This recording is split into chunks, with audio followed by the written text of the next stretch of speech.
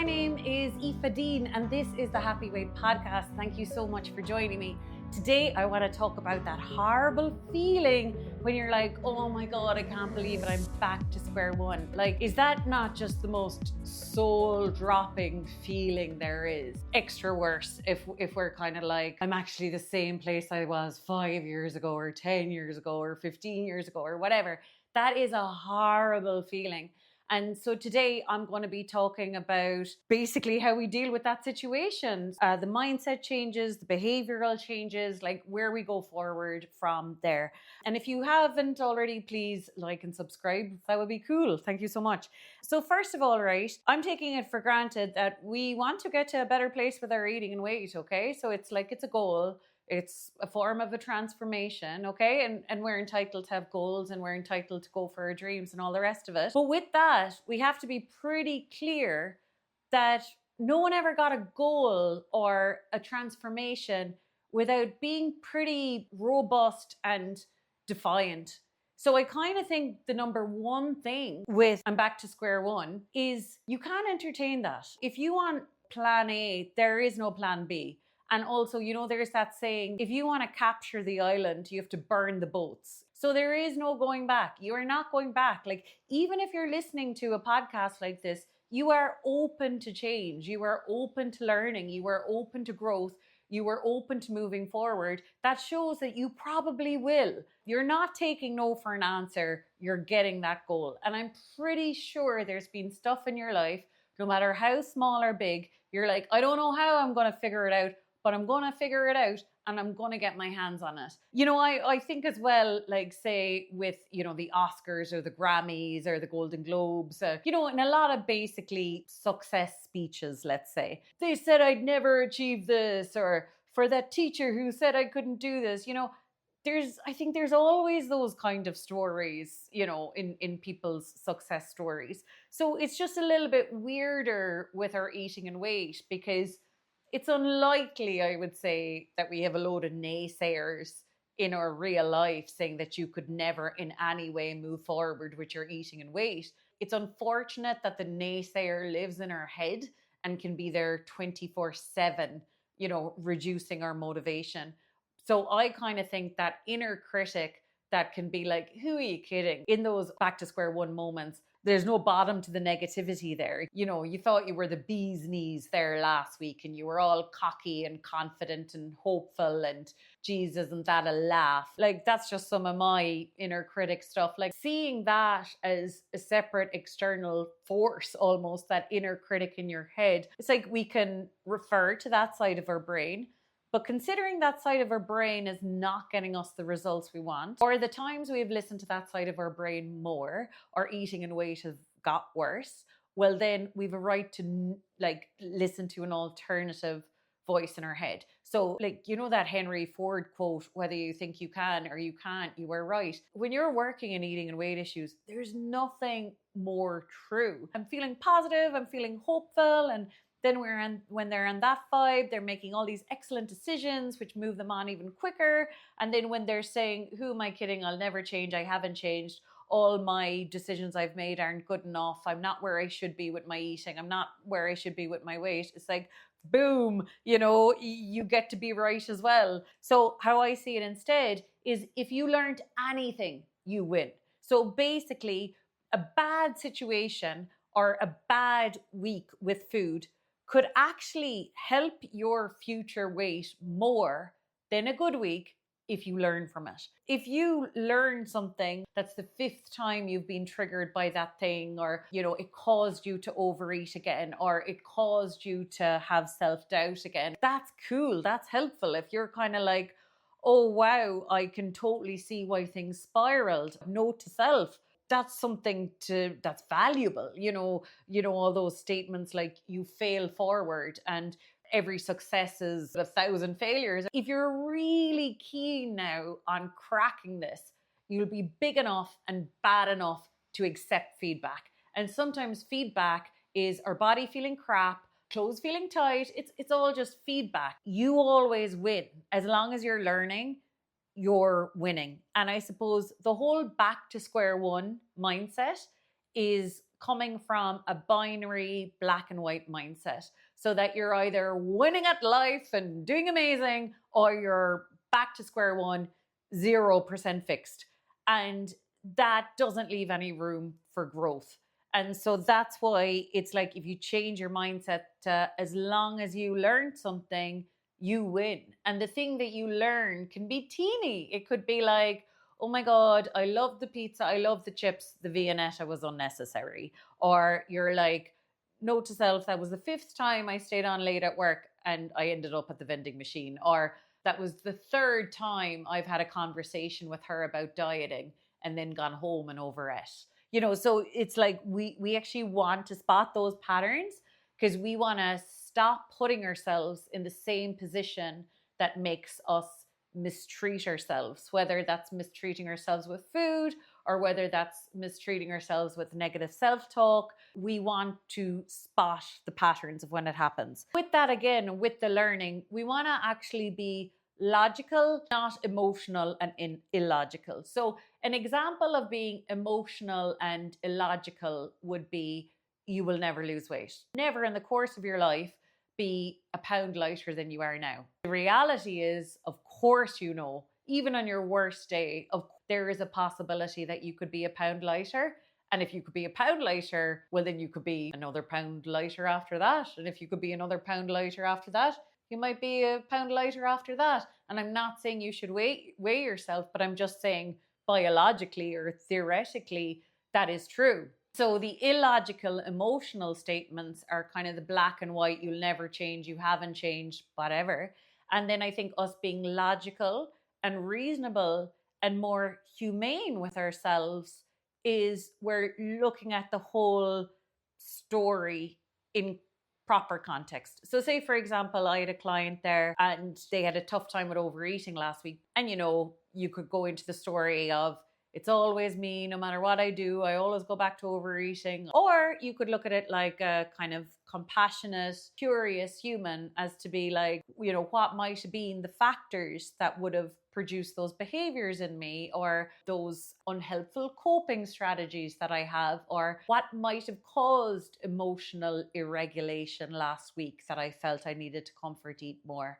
And, you know, say, you know, it could be work stress, it could be a bad review at work, it could be you had really very little sleep. You know, try and look at it from a more compassionate, willing to be educated point of view. So even if you're looking at your own life and your own week, almost like it's in the 3rd person, like you're learning about someone else's life, what might have affected their eating, what might have affected their mindset, their ability to be motivated. So you want to see the bird's eye view now in a logical, non-emotional way. Contrast is super helpful, because you know what you do want by experiencing times where you're experiencing a lot of what you don't want, right? So if you've just gone through a week where you felt awful in your body a lot, and you felt lost with eating a lot, and you felt overfull or guilty or confused or frustrated in the area of eating and weight a lot last week. Okay, cool. You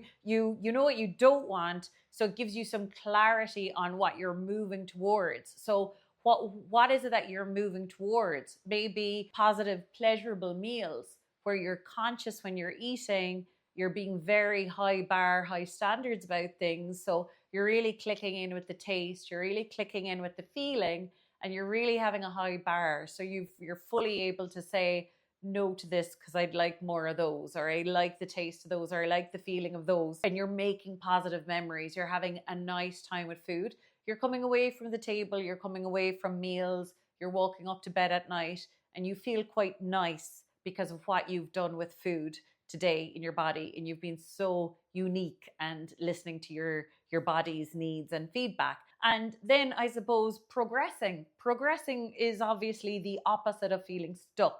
So you've identified you hate the stuck feeling and you love the progressing feeling. And now we have to think back on any times where you achieved those things, any times where you were a little bit better at creating positive, memorable meals, or you remember feeling stronger or lighter or more hopeful. You remember having less food noise, maybe. You remember the feeling of progressing. And now we have to go back to being a little bit black and white. And it's like, what were you telling yourself? Like, what was the soundtrack to progressing? If you ever remember a time where you were either progressing or weight was not a problem, what was your narrative? What was the commentary going on in the background of your mind whilst you progress, whilst you're in a good place? And then if you've just had a really shitty week of feeling crap in your body and crap in your eating, what did that commentator sound like? What was the soundtrack to those weeks? Because if we were to put it really simply, us allowing ourselves to become our ideal weight just means the absence of the weeks we don't allow ourselves to eat well or, feel well or whatever. So we need to kind of pinpoint that commentator and that narrative, because basically us becoming our ideal weight means less and less time where that narration or that kind of commentator is going on. And this is where it gets annoying, right? Because habits don't have to be comfortable. Habits are habits. What sometimes we don't realize when we're in a weight problem, that it's a habit. Every 2 weeks or once a month, we go back to that point. Yeah, once a month is a common one actually with people's periods, where they go back to feeling, oh, I'm back to square one. And we have to now see that as a habit that we're breaking out of, because like I said, we can't, I had a teenage client in earlier and I was like, just like if you were hanging around really bold kids that did loads of drugs or loads of crime, like that might rub off on you. And basically every moment, every hour that we're spending with that negative commentary is going to take effect with your weight. And that is a hard one, because I do think there's a little part of us that it's like, let me alone with my negativity. Just like, let me bitch and moan and complain about my eating and my body, and let me feel like it's unfair for a day. And it's like, yeah, cool. You get to think that your eating in a way is unfair, but just take note that you're taking time off your goal then. Be okay with, I suppose, the fact that in that month you're either going to stay at a weight you don't want to or go further from the weight you want to be. This is the thing. It's like the habits that are hardest to crack are the mental, internal, and emotional ones. Whenever we're achieving something, we're leaving behind something else. I have a new little nephew as of last night. Little Ronan Dean was born. Like all of us as babies, we were in our mother's womb being like, this is the coziest, best place ever. All of life was just a few millimeters away from him. And so in the same way, we are walking into our future now of us being our ideal weight. There are some things we're going to have to leave behind. I don't get to say that anymore. Like, because I'm no longer 3 dress sizes heavier, I don't get to say I'm back at square one. I don't get to bitch about my body. I don't get to bitch about my eating. I don't get to do that, right? Because that's just one of the T's and C's of no longer having a weight problem, that you don't dwell in the negativity, basically. Like, imagine if you were your ideal weight, your ideal way of eating, everything was cool as a breeze, and then one day you started digging up, wait a second, I'm back at square one. Wait a second, my body is shit. Wait a second, why did I eat all of that last night? Your healthy weight cannot survive that. And this is where there is no exception to the rule. Again, with weight problems, we can be like, give me the promotion and then I'll act like a professional. We can be like, give me the weight loss and then I'll have a positive mindset. And it's like, nah, doesn't work like that. It doesn't work like that for anyone. That would be definitely a different vibe than working with what I have and making the best of it, and working with the body that I have today, working with the day that I have and making the best of it, working with the choices I've made and making good of those choices. Like, they're two very, very different vibes. There's, again, a little bit of discipline required here, because see, I think we can let our mind run wherever it wants to run, and then look at our body in the mirror and be like, why aren't you different? And now we have to really take a lot of responsibility and control. Our ideal weight self wouldn't get away with saying that without it potentially sparking some overeating, binge eating, mistreatment of yourself. You don't get to say it now either. And last but not least is just to be clear that your mind makes phases. There's no start and end, start and stop in your body. So you've just had this continuous flow of energy balance ever since you were in your mother's tummy. There's been no starts, there's been no stops, there's been no phases. There's never been a time where your body hasn't worked to its optimum potential to try and take all the great qualities out of food, process and assimilate it into your body. So even when our mind is like, oh, that's the end of my bad phase, or oh, this is the start of my good phase, that's all mind made. Your body has never, ever, ever, ever worked against you. It's always made the best with the situation it has, and you're always building. Your body is always repairing, replacing, rebuilding. In 7 years' time, there won't be any of the cells of your body that are here listening to this podcast still in existence in 7 years' time. They'll all have been replaced and repaired. So your body is moving forward, and are you going to go with it? So your body is always, as we speak, changing, morphing, transitioning, and you get to help it along. And those mind-made phases of, oh, it was a bad phase, now it's a good phase, oh, that happened and I'm back to square one, it's nonsense. There is at no point did your body stop its energy balance system. So I suppose really just try and say goodbye to those narratives, those mind-made narratives. So wow, what a rant. I hope that was helpful. I hope I was kind and compassionate and not too harsh on any of that. And yeah, I hope it's helpful for your week ahead. And thanks so much for listening, and I'll see you again. Mwah.